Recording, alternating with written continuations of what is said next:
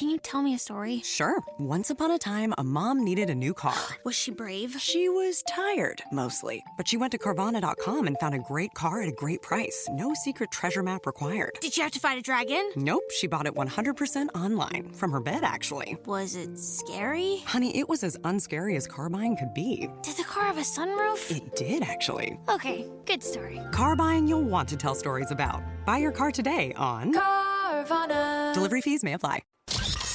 Ladies and gentlemen, The biggest name. You're locked on to Scotty G and the coach, Tim LaCombe, presented by Mountain Land Supply on 97.5, the KSL Sports Zone. 97.5, the KSL Sports Zone. All right, time to classy up this joint. The man himself, Thurl Bailey, kind enough to join us right here on 97.5, the KSL Sports Zone. Big T, how are you? What's up, my guys? How you guys doing? Look, that's the kind of positive energy we need right now. Man, it's good to hear your voice. We're good. Oh, it's good to hear you guys. I miss you already. Yeah, well, I don't get to see you like I used to, like about 4 times a week. But I appreciate you jumping on today, man. It's awesome to have you. And you obviously were actually the person I heard from, but obviously a tough thing with Jose Ortiz, former teammate and Jazz family member, passed away today at 62. Just your thoughts on that. Well, Jose was an amazing man. We were really, really good friends when he came here. The Jazz drafted him here. I know his stay wasn't long, but we continued to stay in touch.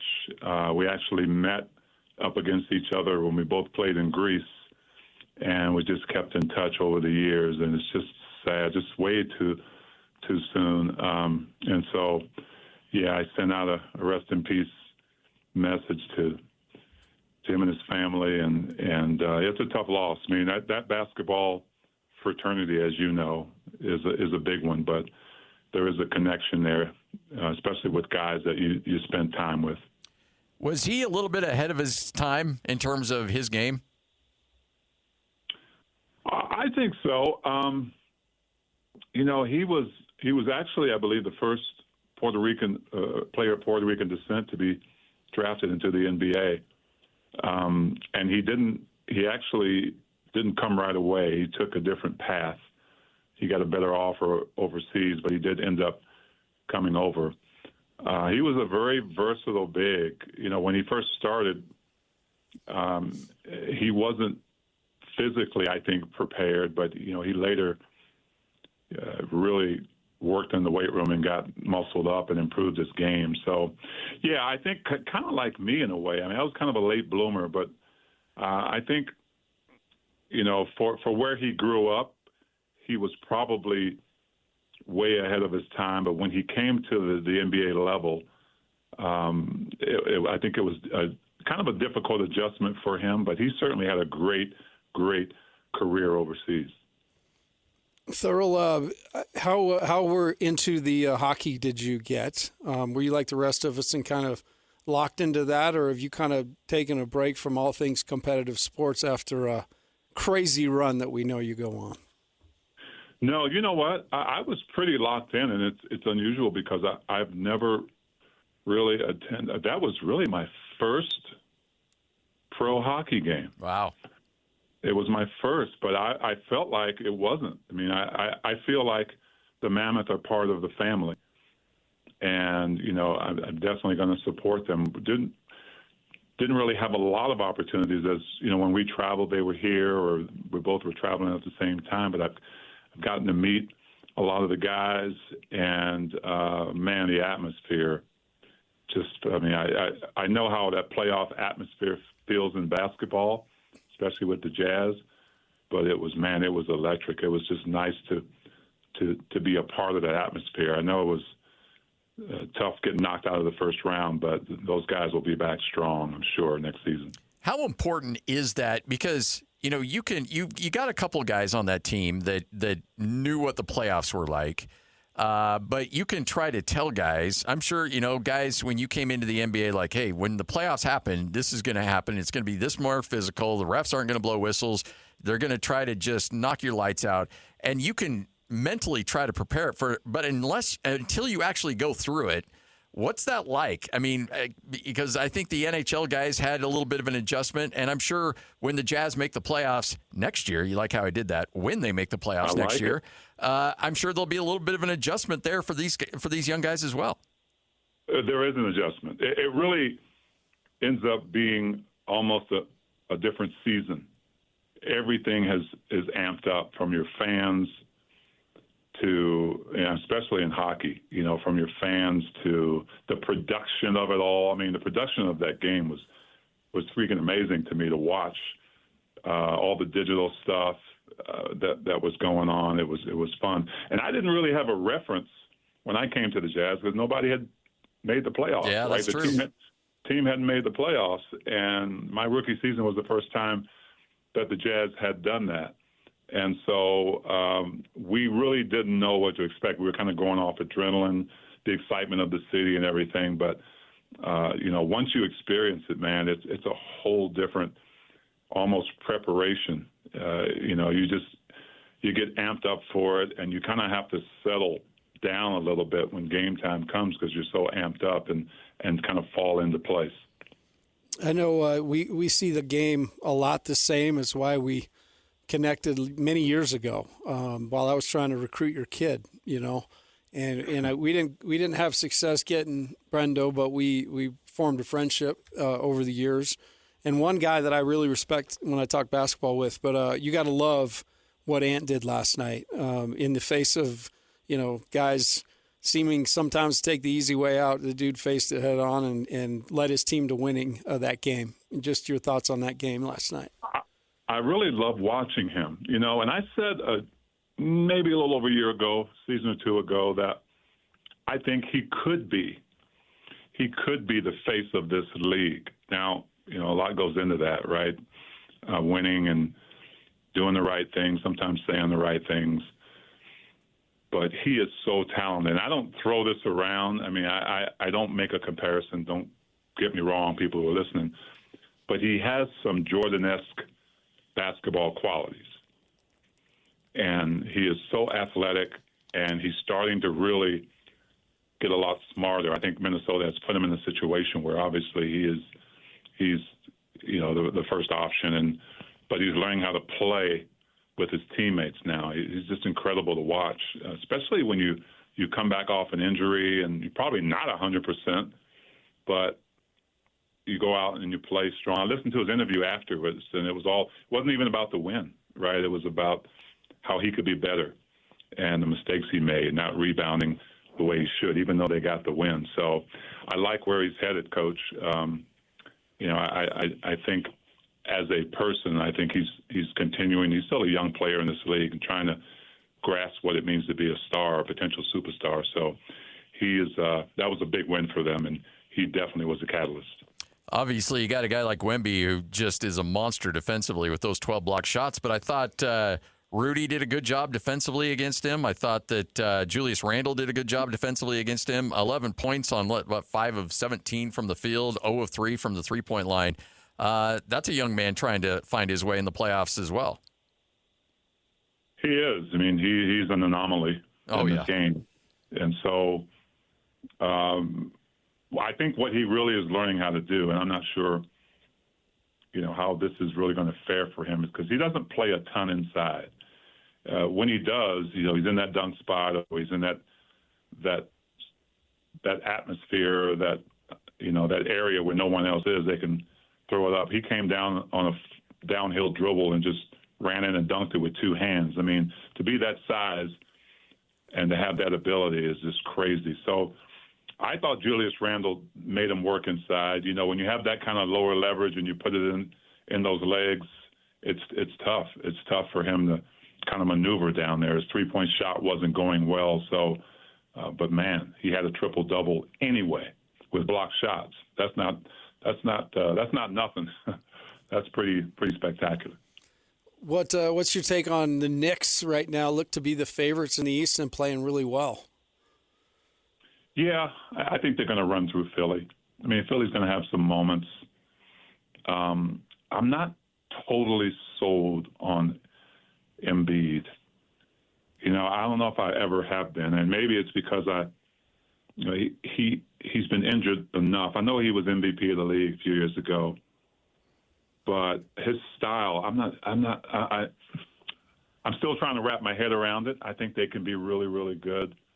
They may win a game, but I like the Knicks and how they're playing right now. They are my favorites in the East. You surprised that Boston got bounced? I was. Yeah, I was.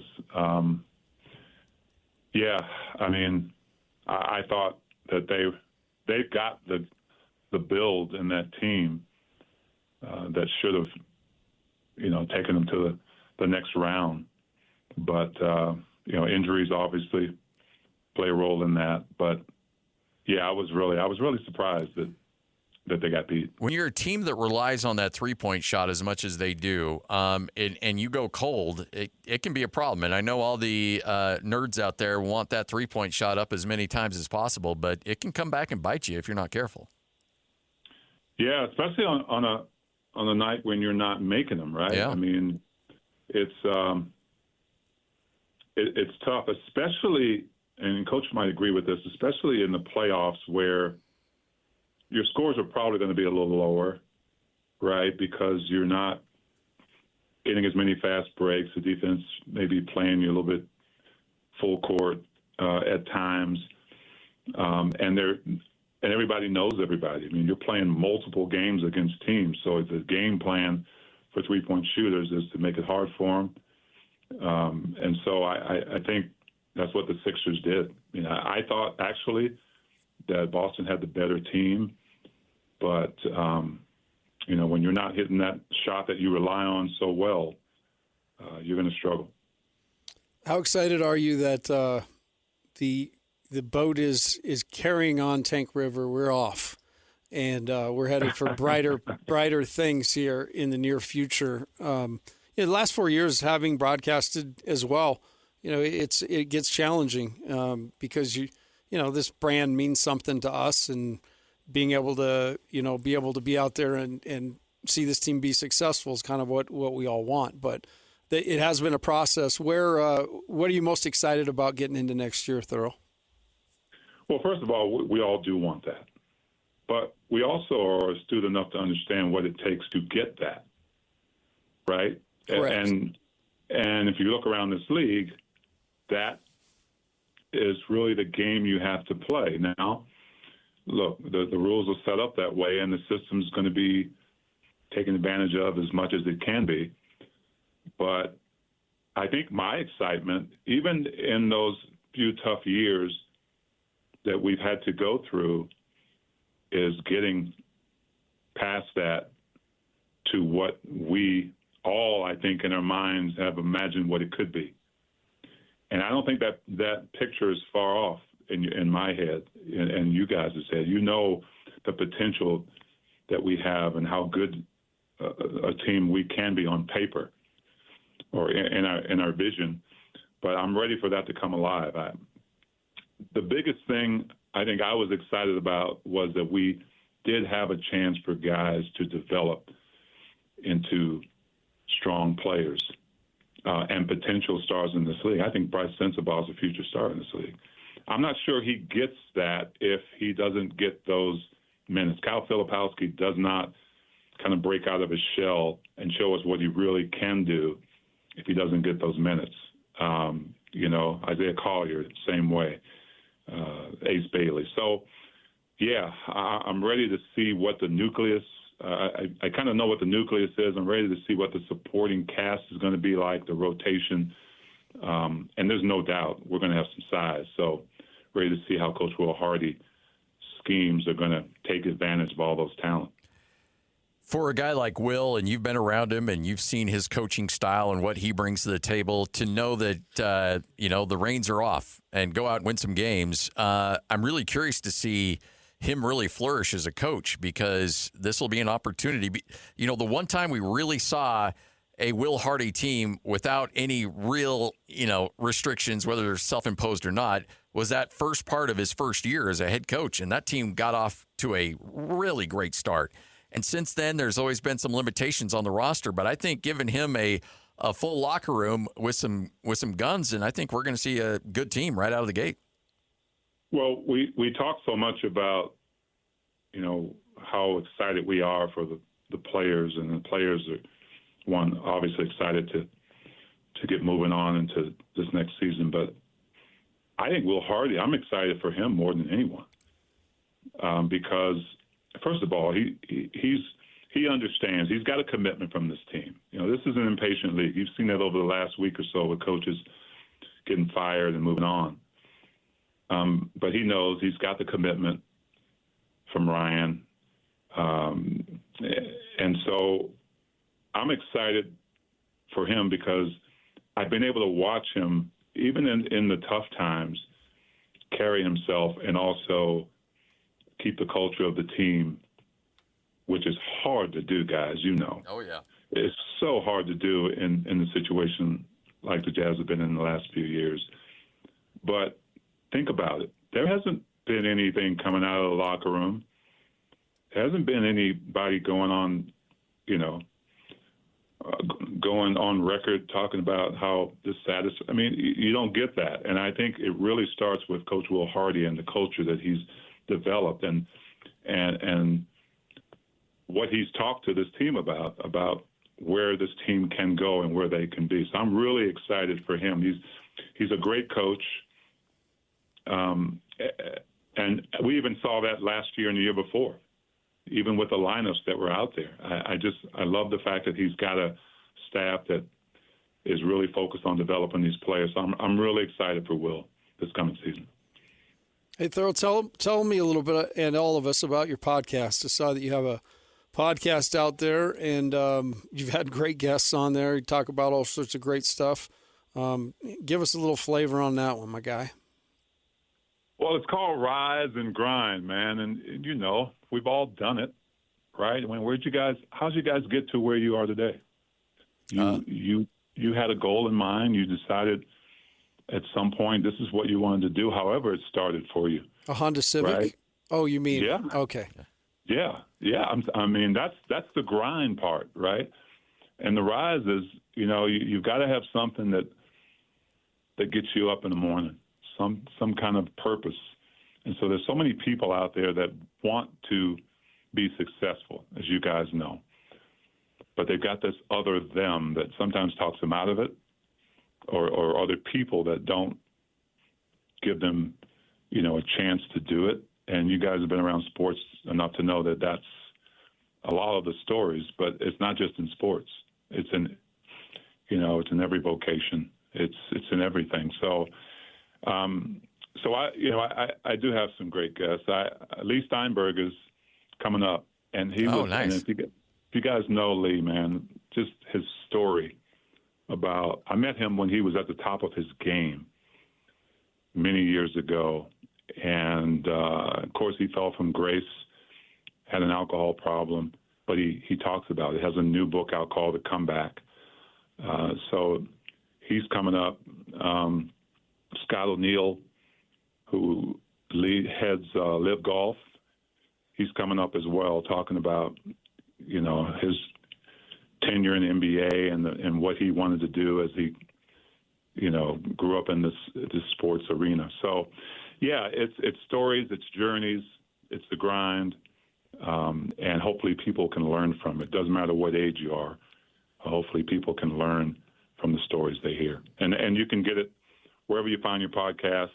There's a YouTube version and obviously an audio version wherever you download your podcast from. Rise and Grind. Rise and Grind. Love it. Is there, when you talk to guys in sports or business or entertainment, all these people that have been successful, do you find any common traits that are consistent among all these guys that are ultimately very successful?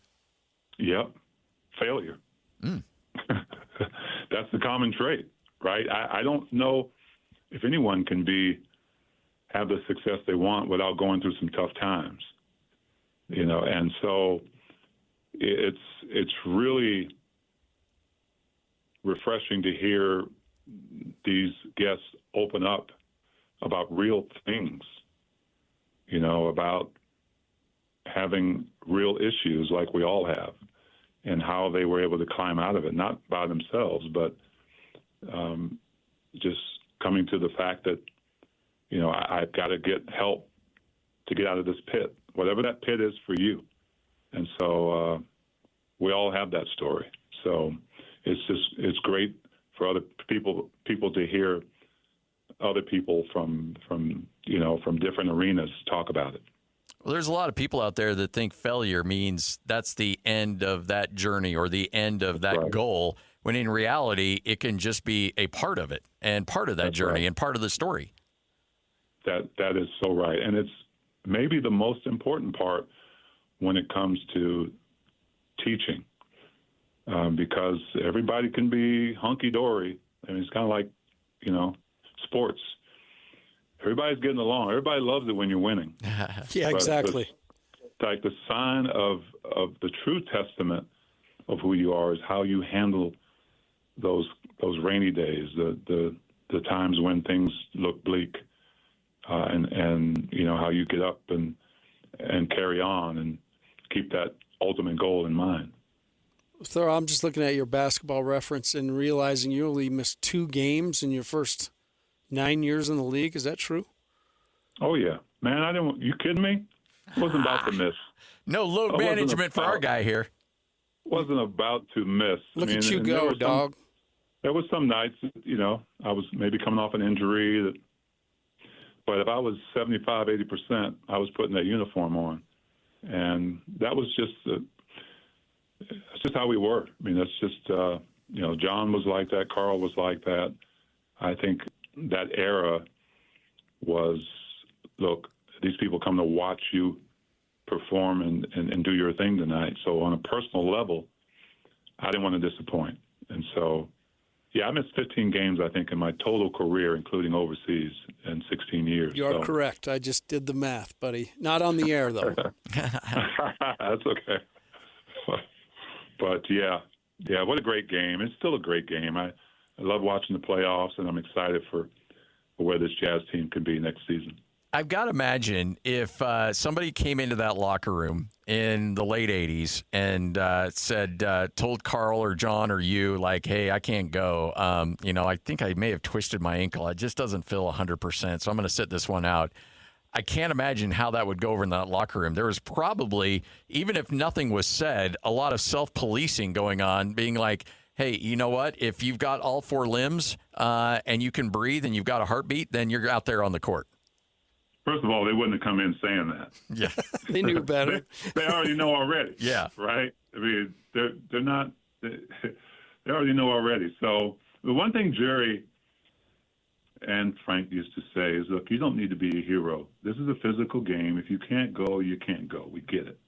Not trying to, hurt you any further. But if you decide to put that uniform on, I don't want any excuses. Right? I don't want you to be a hero, but you put that uniform on, that tells me you're ready to rock. So that's how we approached it. And that's why you didn't see a lot of missed games out of those guys back in the day, too. The great Thurl Bailey right here on 97.5, the KSL Sports Zone. Big T, thanks for your time. As always, we appreciate it. And looking forward to future conversations down the line and checking out that Rise and Grind podcast. Just search Rise and Grind wherever you get your podcast, whatever platform you prefer, and you'll be able to get a lot more Big T knowledge and wisdom right there. And both of you, congratulations on the show. Thank you. Fired up, man. Absolutely fired up. I feel you'll be great. I feel bad for Scotty, but I'm thrilled for myself. Yeah, I felt bad for Scotty too initially, but you know. Thanks, Thurl. My man. We'll talk to you soon. All right, guys. There he is, Thurl Bailey, right here on 97.5, the KSL Sports Zone. I sold my car in Carvana last night. Well, that's cool. No, you don't understand. It went perfectly. Real offer, down to the penny. They're picking it up tomorrow. Nothing went wrong. So, what's the problem? That is the problem. Nothing in my life goes as smoothly. I'm waiting for the catch. Maybe there's no catch. That's exactly what a catch would want me to think. Wow, you need to relax. I need to knock on wood. Do we have wood? Is this table wood? I think it's laminate. Okay, yeah, that's good. That's close enough. Car selling without a catch. Sell your car today on Carvana. Pickup fees may apply. Ever wonder who's out there making the world go round? It's truckers. Who unites baristas with coffee beans? Truckers.